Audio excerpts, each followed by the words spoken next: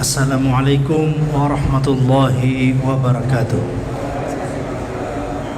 Alhamdulillahi rabbil alamin. Asyhadu an la ilaha illallah wahdahu la syarika lah wa asyhadu anna Muhammadan abduhu wa rasuluhu la nabiyya ba'dah. Allahumma salli wa sallim wa barik ala sayyidina wa nabiyyina Muhammad wa ala alihi wa sahbihi wa man tabi'ahum bi ihsanin ila yaumiddin. Subhanaka la ilma lana illa ma 'allamtana innaka antal alimul hakim wa la fahma lana illa ma fahamtana innaka antal jawadul halim fa'allimna ma yanfa'una wanfa'na bima 'allamtana wa zidna ilman walhamdulillahi rabbil alamin. Bapak Ibu jemaah sekalian yang dimuliakan Allah, alhamdulillahi rabbil alamin. Pada malam hari ini Allah Subhanahu wa taala memberi kita kesehatan, keafiatan, umur panjang hingga hadir dalam kajian sejarah Islam ini untuk membaca kembali bagaimana timbul tenggelamnya, turun dan naiknya perjalanan kekhalifahan Islam. Secara garis besar, Dr. Abu Hasan Ali An-Nadawi pernah menulis buku yang sangat masyhur di kalangan kaum muslimin, yaitu Madza Khasiral Alam Binhitatil Muslimin.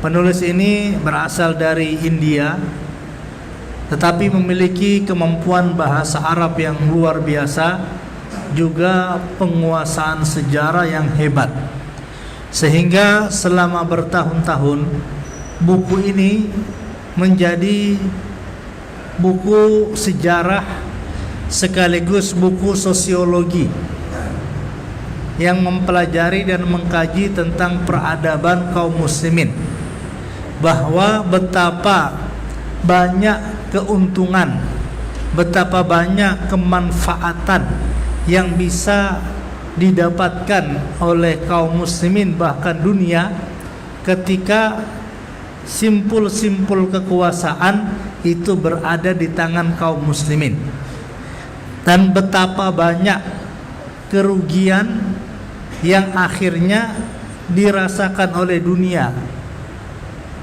Tidak hanya kaum muslimin sendiri, tapi seluruh dunia merasakan akibat dari kejatuhan kaum muslimin ini.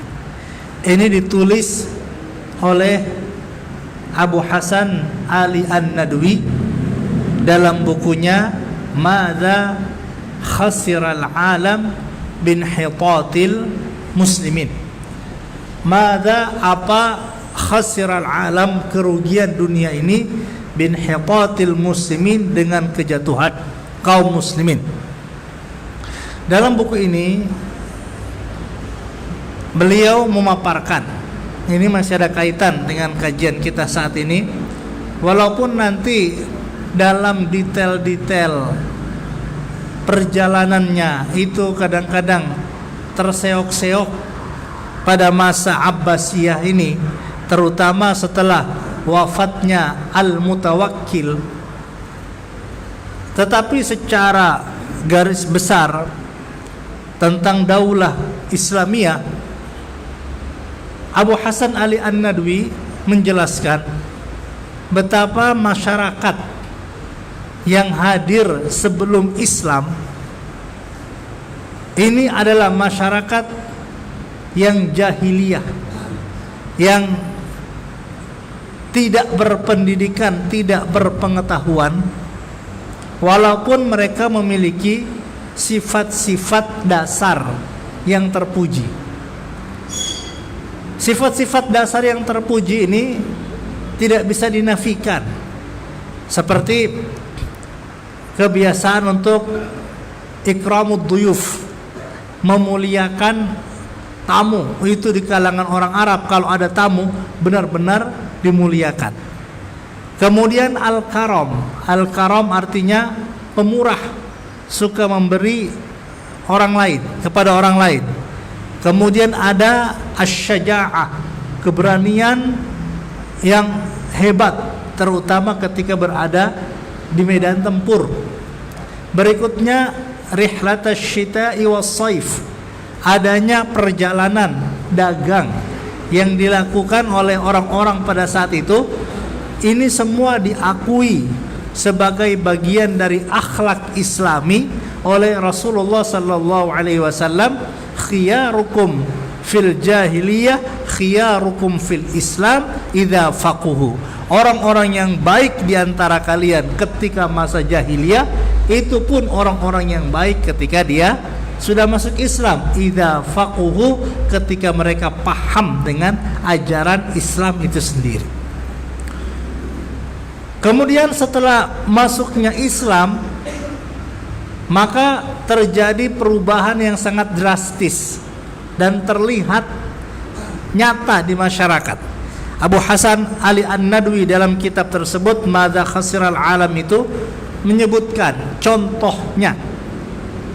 Kalau dulu orang-orang itu mengatakan, ini kaumku, ini kabilahku, maka ketika datang Islam, ini adalah berubah itu kalimatnya, ini adalah bagian dari saudara, ini adalah saudaraku, ini adalah teman seperjuanganku. Kalau dulu yang menjadi dasar transaksi pemilihan sesuatu itu adalah harta dan wanita serta tahta jabatan, ketika masuk Islam yang menjadi dasar itu adalah keimanan. Kalau dulu yang menjadi pemuka-pemuka, pimpinan-pimpinan itu adalah kepala-kepala suku, dengan orang-orang budak-budak hamba sahaya itu benar-benar terpinggirkan, tidak punya arti apapun di masyarakat.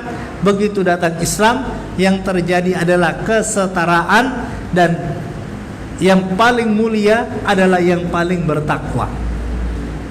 Nah, nilai-nilai ini ketika Islam masih tegak itu benar-benar terjaga. Begitu Islam tumbang, maka nilai-nilai ini pun akhirnya tumbang, berganti dengan nilai-nilai jahiliyah. Apa nilai-nilai jahiliyah? Pertama, nilai-nilai materialistik. Semua dinilai dari uang, wani piro, berani bayar berapa. Kerja itu untuk cari uang, kuliah itu untuk mendapatkan uang, gelar itu untuk dapat uang. Kemudian pemilu, adanya pemilihan kepemimpinan juga harus cari uang. Begitu dia dalam posisi, maka bagaimana caranya mendapatkan uang. Ini sisi materialistik yang timbul akibat dari hilangnya spiritualitas atau hilangnya keimanan dari dalam hati. Memangnya dulu udah ada yang jualan, memangnya dulu udah ada yang bisnis. Oh, bisnis dulu sangat tinggi, bisnis dulu sangat berkembang luas. Tetapi bisnis itu digunakan sebagai bagian dari kepedulian sosial, usaha yang sungguh-sungguh membantu orang lain, sehingga orang yang paling kaya sekalipun mereka mampu dalam semalam berinfak sampai ratusan juta, seperti Thalhah bin Ubaidillah, miliaran rupiah seperti Abdurrahman bin Auf, tanpa kehilangan status mereka sebagai sahabat yang terbaik, sebagai orang yang memiliki iman yang sangat kuat. Kemudian apalagi yang hilang ketika peradaban Islam hilang? Yang hilang itu adalah rasa kasih sayang. Yang hilang itu adalah rasa keadilan. Yang hilang itu adalah peradaban iman. Yang hilang itu adalah akhlak dan banyak hal yang disebutkan oleh Abu Hasan Ali An-Nadwi menyebutkan tentang madza khasiral alam bin hitatil muslimin. Kemudian dalam buku lain, buku ini sebetulnya timbul atau muncul dari pertanyaan salah seorang raja, salah seorang sultan, saya lupa nama sultannya, ini Indonesia, mengirimkan surat kepada Syekh Muhammad Abduh yang ada di Mesir. Pertanyaannya sederhana, limadza ta'akhkhara al-muslimun wa limadza taqaddama ghairuhum? Limadza ta'akhkhara al-muslimun wa limadza taqaddama ghairuhum? Kenapa orang-orang muslim itu ta'akhkhar, terkebelakang, tidak maju, wa taqaddama ghairuhum, sementara selain muslim malah maju, malah berkembang? Ini dikirimkan kepada Syekh Muhammad Abduh. Oleh Syekh Muhammad Abduh dikirimkan lagi pertanyaan ini kepada Dr. Arslan, siapa namanya, Syakib Arslan, dikirimkan kepada Syakib Arslan, kemudian dibalas dalam wujud buku, limadza ta'akhkhara al-muslimuna wa taqaddama ghairuhum. Di situ menunjukkan bahwa umat-umat Islam itu kenapa menjadi terkebelakang, itu karena tidak mengamalkan ajaran Islamnya dengan sepenuhnya, memahami agama dengan setengah-setengah, dan banyak lagi jawaban-jawaban yang ada di buku tersebut. Nah, hadirin sekalian yang dimuliakan Allah, kemudian cara membaca sejarah itu para ulama memang tidak fokus kepada detail kejadian, lebih banyak melihat kepada motif. Kok bisa terjadi seperti ini? Karena antara satu kejadian dengan kejadian yang lain itu ada hubungan satu sama lain. Itu ada hubungan satu sama lain antara satu kejadian dengan kejadian yang lain. Maka tidak ada sesuatu yang tiba-tiba. Itu mesti ada muqaddimahnya, ada pembukaannya, sehingga terjadi ada gongnya. Inilah kemudian yang kita lihat dari kacamata sejarah sosial Bani Abbasiyah, di mana dari awal misalnya Abdullah As-Saffah, Abu Ja'far Al-Mansur, Muhammad Al-Mahdi, Harun Ja'far Al-Hadi, kemudian Harun Ar-Rashid, berikutnya Abdullah Al-Amin, Muhammad Al-Ma'mun, berikutnya Al-Mu'tasim, berikutnya Al-Wathiq, berikutnya Al-Mutawakkil, Al-Muntasir, Al-Mu'taz, Al-Muhtadi, Al-Mu'tadid, dan seterusnya. Semua ini adalah satu kesatuan dari sebuah peristiwa. Akibat dari satu kejadian mengakibatkan, berefek kepada kejadian-kejadian berikutnya. Nah, kita sekarang masuk ke Khalifah Al-Mu'tadid Abil Abbas Ahmad bin Abi Ahmad Al-Muwaffaq Talha ibnul Mutawakkil ibnul Mu'tasim. Jadi kaum di Daulah Abbasiyah itu sifatnya putra mahkota, dari satu anak ke anaknya, ke anaknya, ke anaknya, dan seterusnya. Dengan sistem seperti ini memang di satu sisi keluarga terjaga, pemikiran terjaga, tetapi di sisi lain menimbulkan banyak kecemburuan di antara anak-anak.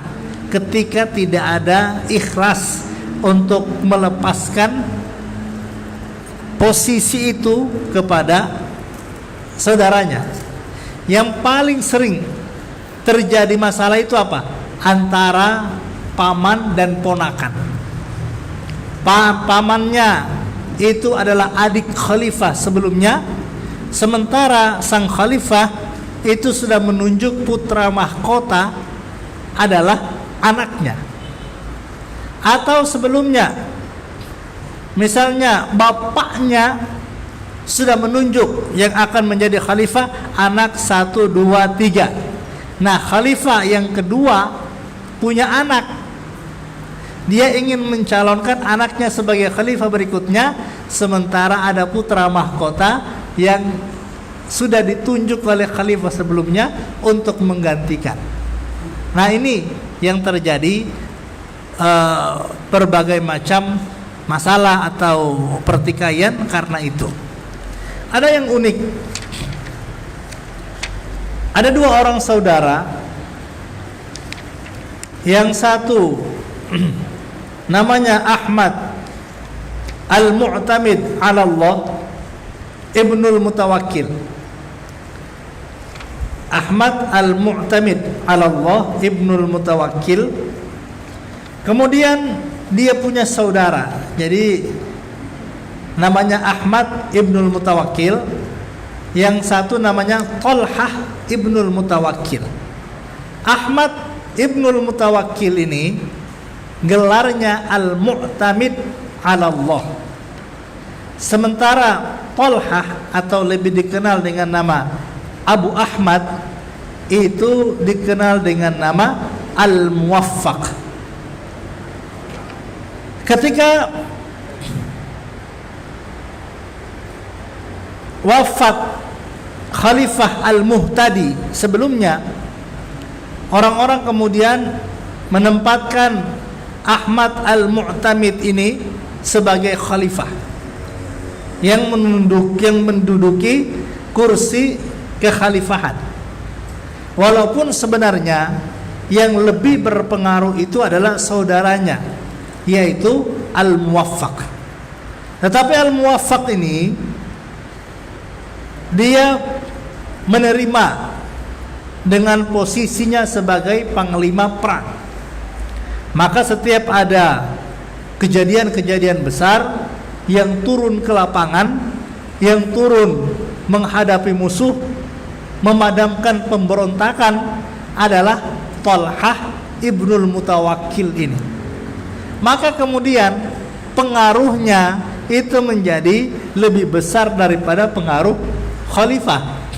Khalifah itu tinggal di istana, khalifah itu duduk di kursi kekuasaan, mengeluarkan perintah demi perintah, sementara yang turun ke lapangan itu adalah saudaranya, yaitu Al-Muwaffaq tadi, atau Thalhah Ibnul Mutawakkil tadi. Sehingga Thalhah Ibnul Mutawakkil yang berinteraksi langsung dengan pasukan, yang berinteraksi langsung dengan masyarakat, yang juga berinteraksi langsung dengan musuh, senapan musuh, pedang-pedang, tombak-tombak, panah-panah, itu semuanya mengarah kepada Al-Muwaffaq atau Abu Ahmad Thalhah Ibnul Mutawakkil. Tetapi kemudian proses kekhalifahan itu berjalan dengan 2 peran yang berbeda ini. Nah, setelah Al-Mu'tamid 'ala Allah Ahmad Ibnul Mutawakkil wafat, dan juga bapaknya Al-Muwaffaq wafat, siapakah yang menjadi pengganti? Apakah anak-anak dari jalurnya Al-Mu'tamid atau dari jalurnya Al-Muwaffaq? Ternyata yang menjadi pengganti khalifah-khalifah yang datang setelahnya itu dari jalurnya Al-Muwaffaq, karena mereka melihat anak-anak dari Al-Muwaffaq ini lebih berpengaruh karena didikan dari ayahnya yang hebat, yang langsung turun ke lapangan tadi. Jadi posisi sebagai khalifah itu tidak kemudian menjadi jaminan bahwa yang setelahnya itu akan menjadi khalifah lagi. Kenapa? Karena setelah al-mutawakkil, penentuan khalifah itu ditentukan oleh pasukan yang ada saat itu, oleh masyarakat rakyat yang ada saat itu, terutama oleh pasukan Turki yang sudah sangat kuat berada di dalam tubuh pasukan Abbasiyah sejak masa Al-Mu'tasim billah. Nah, hadirin sekalian yang dimuliakan Allah, setelah wafatnya Al-Mu'tamid ala Allah, maka yang menjadi khalifah setelahnya adalah putra dari Talhah Al-Muwaffaq Ibnul Mutawakkil yang namanya Abul Abbas Ahmad Ibnu Talhah Ibnul Mutawakkil. Gelarnya Al-Mu'tadid Billah. Al-Mu'tadid Billah. Kita tahu ada teori bandul ya, seperti yang disebutkan oleh Ibnu Khaldun, seperti kita sudah baca di pertemuan sebelumnya, bahwa kondisi yang sulit itu akan melahirkan pemimpin yang kuat. Jadi kondisinya sulit ini, maka lahirlah, ketika bisa bertahan, lahirlah pemimpin-pemimpin yang kuat. Pemimpin-pemimpin yang kuat melahirkan kondisi-kondisi yang mudah. Kondisi yang mudah melahirkan pemimpin yang lemah. Pemimpin yang lemah melahirkan atau menyebabkan kondisi yang sulit. Kondisi yang sulit melahirkan pemimpin yang kuat. Pemimpin yang kuat melahirkan kehidupan yang kondisi yang mudah. Kondisi yang mudah melahirkan pemimpin yang lemah. Pemimpin yang lemah melahirkan kondisi sulit. Kondisi sulit melahirkan pemimpin yang kuat. Itu namanya teori bandul gitu ya. Itu disebutkan. Siapa yang menyebutkan ini? Yang menyebutkan adalah Ibnu Khaldun di kitab Muqaddimah. Nah, kondisi yang mudah ini akhirnya yang ditinggalkan oleh Harun ar-Rasyid, oleh Al-Ma'mun, Al-Amin, Al-Mu'tasim, ini melahirkan pemimpin-pemimpin yang lemah dibandingkan dengan pemimpin-pemimpin yang sebelumnya. Hingga kemudian kondisi yang sulit ini akhirnya pemimpin-pemimpin lemah ini menciptakan kondisi yang sulit. Kenapa jadi sulit? Karena kekuasaan akhirnya berada di tangan pasukan Turki, dirongrong oleh banyak pemberontakan di mana-mana. Nah, dalam kondisi sulit ini kemudian tampillah seorang pemimpin yang kuat. Namanya Abul Abbas Ahmad bin Abi Ahmad Al-Muwaffaq Talhah Ibnul Mutawakkil. Berkuasa dari bulan Rajab 279 sampai 289. Hampir 10 tahun ya, selama 10 tahun beliau berkuasa. Disebutkan kana min khiyari khulafai Banil Abbasi wa rijalihim. Al-Mu'tadid billah Abil Abbas Ahmad Ibnul Muwaffaq ini termasuk khalifah yang terbaik. Termasuk khalifah yang terbaik, lahir di kondisi yang sulit atau di masa-masa sulit. Kana syahman, orangnya berwibawa, jaldan, sangat tegas, mausufan birrujulah, benar-benar laki-laki. Benar-benar laki-laki artinya dia memang seorang pemberani, dia adalah seorang yang kuat. dan berani menantang musuh saat itu. Waqad laqiyal hurub, dia menemui banyak perang. Wa urifa fadluhu, dan dari perang-perang ini akhirnya orang jadi tahu bagaimana keutamaan kelaki-lakian dari Ahmad Ibnul Muwaffaq ini.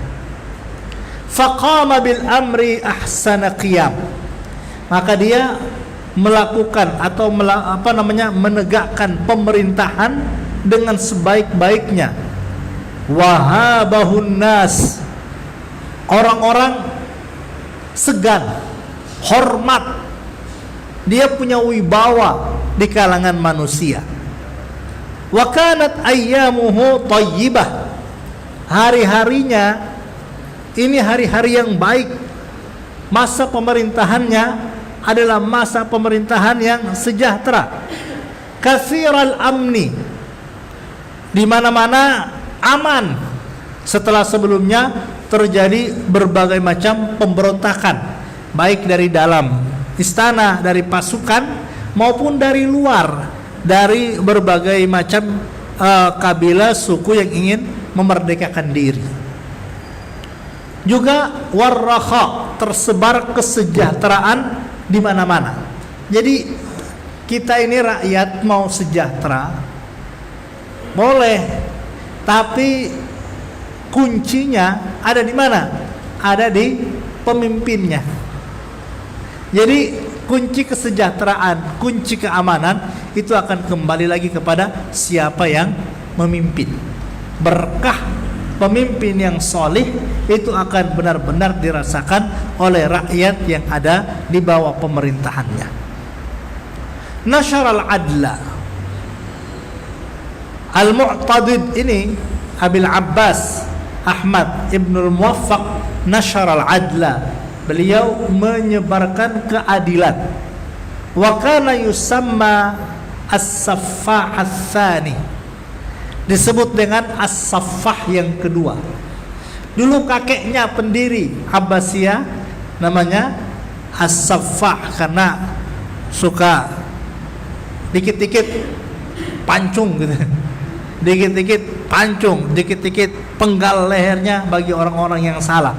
Nah, memang kondisinya kondisi sulit sehingga dia pun menegakkan hukuman yang sangat keras bagi para penjahat, para koruptor, para pelaku-pelaku tindak kejahatan sosial.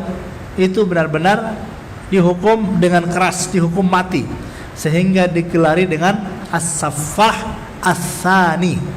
Setelah sebelumnya ada as-saffah pendiri khilafah Abbasiyah. Li'annahu, kenapa demikian? Li'annahu jaddada mulka Banil Abbas, karena dialah yang memperbaharui kembali, yang merefresh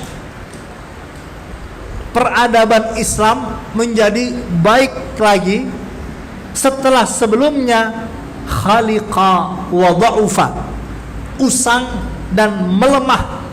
Wa kada yazul, hampir-hampir peradaban ini jatuh karena masalah yang sudah kita baca sebelumnya, bagaimana Al-Muntasir bunuh bapaknya sendiri, Al-Mutawakkil, bagaimana Al-Muntasir itu kemudian dia kena hukum karma dari pembunuhan bapaknya, dia diturunkan oleh orang-orang Turki, diganti oleh Al-Mu'taz. Al-Mu'taz dihinakan di hadapan masyarakatnya, ditarik di kaki, dicopot jabatan kekhalifahannya, diganti dengan Al-Muhtadi. Al-Muhtadi kemudian dipenjara dan seterusnya. Banyak masalah-masalah sebelumnya, hampir-hampir peradaban Abbasiyah itu lenyap. Tapi kemudian diangkat kembali oleh Al-Mu'tadid ini, Al-Mu'tadid Ahmad Ibnul Muwaffaq. Sejak kapan? Sejak terbunuhnya Al-Mutawakkil. Terus goncangan ini benar-benar terasa setelah Khalifah Al-Mutawakkil dibunuh oleh anaknya sendiri, yaitu Al-Muntasir. Nah, salah satu kebijakan dari Al-Mu'tadid ini, mana al-warraqin min bai'i kutubil falasifah. Dia melarang toko-toko buku menjual kitab-kitab filsafat, wa ma syakalaha, dan yang serupa, yang penuh teori-teori filsafat yang macam-macam. Wa mana al-qassasa wal munajjimina min al-qu'udi fi at-tariq. Kemudian melarang para tukang-tukang cerita, para pembual-pembual, pendongeng-pendongeng, para peramal-peramal untuk duduk di jalanan. Wa kana yumsiku an sarfil amwal fi ghairi wajhiha, dan dia benar-benar menahan ekonomi, menahan uang keluar ke tempat-tempat yang tidak semestinya. Wa fi ayyamil mu'tadid billah, nah pada masa kekhalifahan al-Mu'tadid ini, zadal ghazwu, semangat jihad kembali bergelora.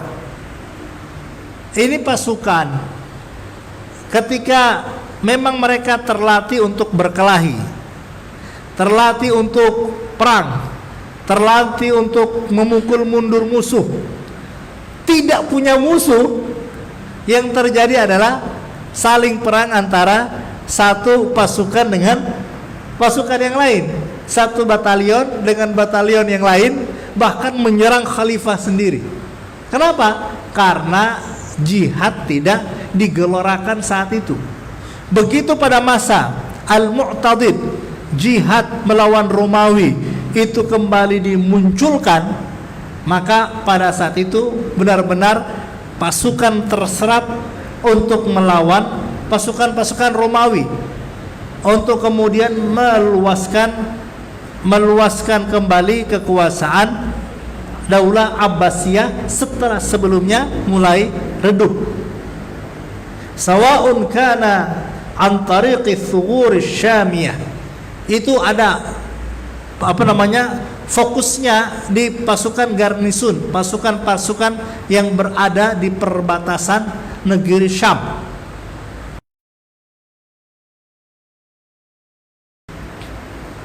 Berikutnya yang ada di Al-Jazirah. Berikutnya meluaskan lagi kekuasaan, jihad sebagai sangat digelorakan sampai ke kawasan Mawara'an Nahri, yang setelah sungai Jayhun. Ada Kazakhstan, Turkmenistan, kemudian Uzbekistan, dan stan-stan yang lain itu menjadi bagian dari penaklukan-penaklukan yang ada pada masa Al-Mu'tadid. Hingga kemudian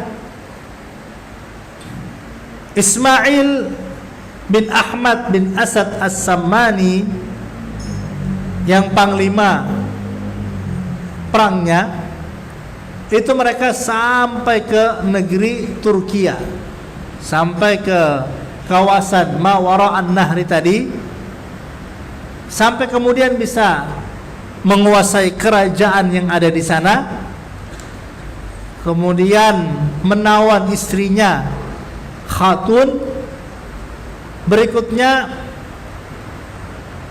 melakukan tukar tawanan dengan pasukan Romawi. Sebelum-sebelumnya orang Romawi ini kan ke negeri-negeri kaum muslimin. Setiap negeri yang mereka taklukkan itu juga mereka mengambil tawanan. Tawanan ini terus berada di penjara sampai ada yang membebaskan. Kapan tawanan ini dibebaskan? Yaitu pada masa Al-Mu'tadid itu.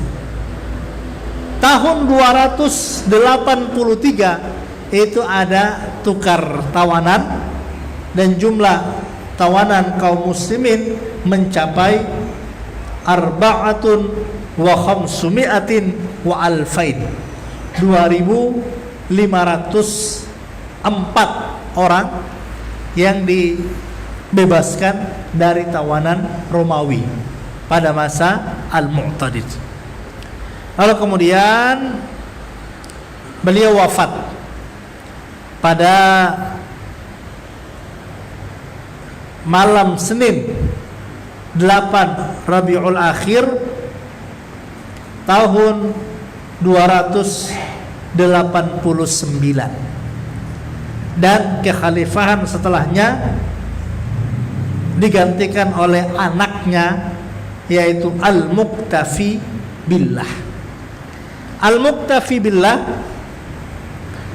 ini anak dari, namanya Ali, anak dari Ahmad Al-Mu'tadid, anak dari Talhah Ibnul Mutawakkil.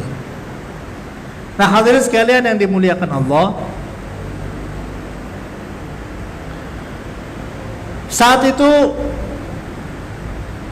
Al-Muqtafi tidak sekuat bapaknya, sehingga kondisi yang aman tadi membuat adanya pertikaian internal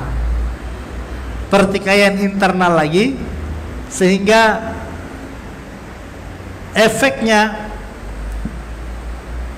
pemberontakan kembali muncul, termasuk dari Al-Qaramithah, ya, dari Al-Qaramithah yang muncul kembali dan semakin menguat pada saat itu.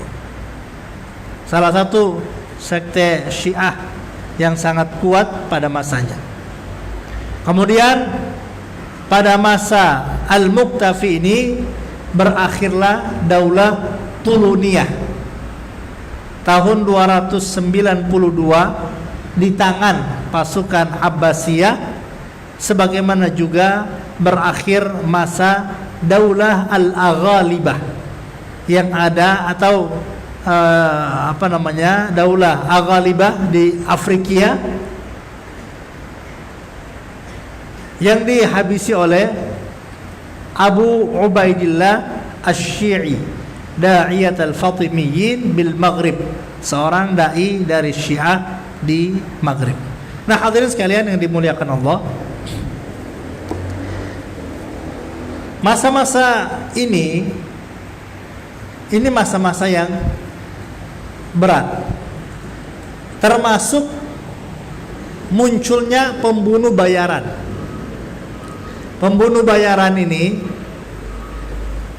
dicetuskan oleh seorang namanya Hasan As-Sabbah, Hasan Ibnu Sabbah. Mereka punya markas namanya di Gunung Alamut, namanya Hassasin. Dalam bahasa Inggris kemudian disebut dengan assassin, murder gitu ya, pembunuh bayaran. Jadi kalau kita tahu assassin itu langsung bayangannya itu para pembunuh bayaran. Dan itu betul ada pada masa Abbasiyah di Gunung Alamut, itu ada para pembunuh bayaran. Mereka dari Syiah,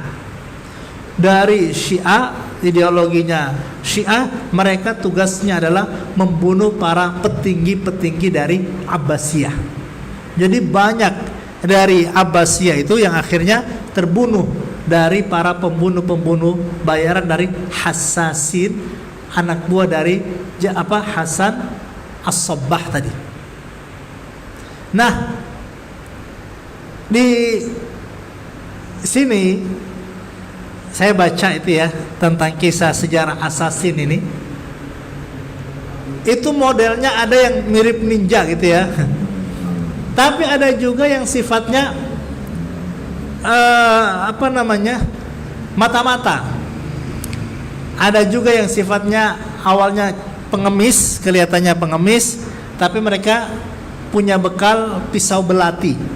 Dengan pisau belati itu mereka langsung bisa bergerak cepat dengan kemampuan bela diri yang hebat, tujuannya adalah untuk membunuh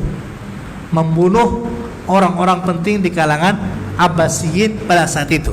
Sama kira-kira motifnya yang terjadi pada masa Amr bin As, Ali bin Abi Thalib, yang juga dibunuh oleh orang-orang yang ditugaskan memang khusus untuk membunuh orang-orang yang dianggap sudah membelot dari agama, dianggap telah kafir. Waktu itu 3 yang ditarget: Muawiyah bin Abi Sufyan, kemudian Amr bin As, dan Ali bin Abi Thalib.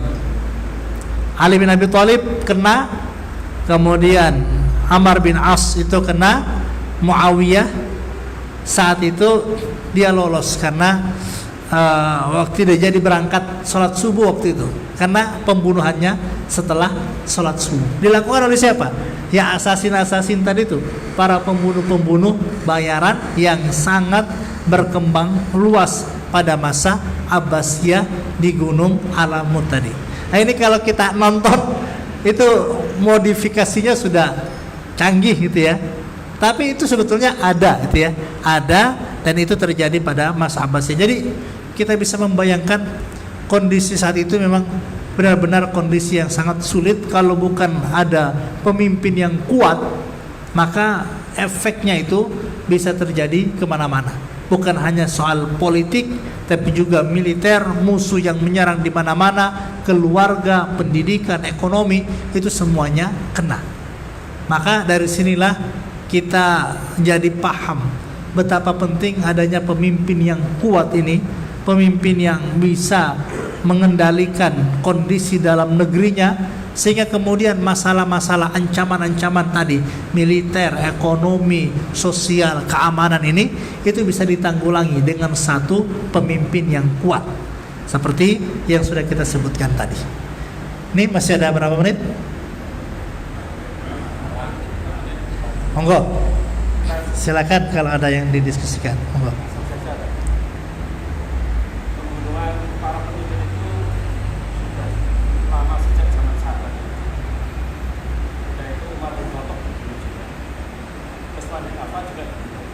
Abu Bakar diracun juga. Ali bin Abi Thalib juga. Iya. Itu kejadiannya itu permasalahannya terhadap kepemimpinan atau terhadap perbedaan pendapat agama. Ya. Jadi posisi pemimpin itu memang berat. Satu sisi orang-orang yang tidak puas dengan kepemimpinan itu pasti akan menargetkan nyawa. Jadi keputusan pemimpin itu memang tebusannya nyawa gitu. Kalau kita di keluarga tebusannya paling ada yang tidak puas gitu ya. Tapi kalau dalam posisi pemimpin itu tebusannya nyawa. Salah memberikan keputusan, dia nyawanya terancam. Dan itu banyak pihak yang akhirnya memanfaatkan kondisi ini untuk mencari celah, di mana ketika sebelum mereka melakukan pembunuhan itu mereka melakukan desas-desus, menyebarkan fitnah, dan setelah fitnah itu tersebar mereka menjadi punya pembenaran atas apa yang mereka lakukan. Itu yang dilakukan pada masa-masa Abbasiyah, juga yang dilakukan pada masa Utsman bin Affan. Kalau saya alhamdulillah pernah nerjemah buku Utsman bin Affan, biografi Utsman bin Affan yang diterbitkan Ziyad itu. Jadi ternyata orang-orang yang membunuh Utsman bin Affan saat itu orang-orang barisan sakit hati, para penjahat yang sebelumnya dihukum oleh Utsman. Ada yang dihukum karena mabuk, ada yang dihukum karena nyuri, ada yang dihukum karena zina, ada yang dihukum karena macam-macam. Itu oleh Abdullah bin Sabah dikumpulin. Dia keliling ke negara-negara itu sambil mencari mana dulu yang pernah kena hukuman, itu ditarik, dikumpulkan. Barisan-barisan sakit hati ini itu dikumpulkan, untuk menuntut balas kepada Utsman sambil menyebarkan berita-berita bohong. Utsman korupsi, hartanya makin banyak. Utsman itu nepotisme karena mengutamakan keluarganya dibandingkan rakyatnya. Utsman itu menyelisihi Rasulullah dalam banyak hal. Utsman itu bermegah-megahan, tidak zuhud, tidak seperti Abu Bakar dan Umar. Utsman itu macam-macam, hingga kemudian terjadi fitnah pada masa itu.